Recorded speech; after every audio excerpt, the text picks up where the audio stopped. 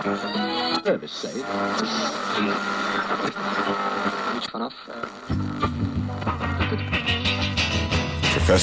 Buzzkill Mini Myths.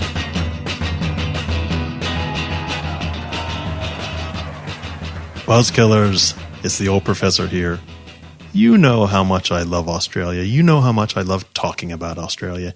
You know how many famous Australians are friends of the show. Russell Crowe, on and on and on and on and on.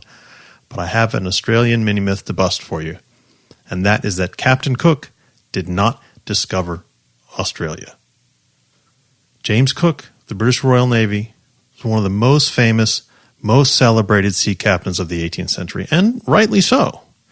He mapped huge areas of the world that were previously unknown or very little known in Europe. He was the first European to land in Hawaii, and in 1770 was one of, and the key there, Buzzkillers, is one of the first Europeans to land on the eastern coast of Australia. He was almost certainly the first to approach it by crossing the Pacific rather than coming at it from the west. Can you picture that in your mind there, the geography of that? More importantly, his whole career contributions to science and cartography are immense. But he didn't do what he's perhaps most famous for doing. He wasn't the first European to discover Australia. There had been dozens of European landings in Australia, and some explorers had even mapped it. Willem Janszoon, a Dutch navigator and another amazing explorer, landed there in 1606, and that was 160 years before Cook had arrived.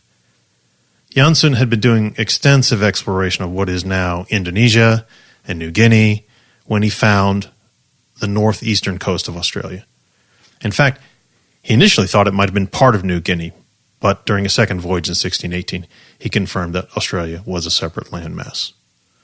Of course, Janszoon never became as famous as Captain Cook in the annals of history, but he also didn't have the messy end that Captain Cook did when he was attacked and eaten by cannibals in Hawaii on his second visit there. So sometimes it's better to be obscure. Talk to you later, Buzzkillers.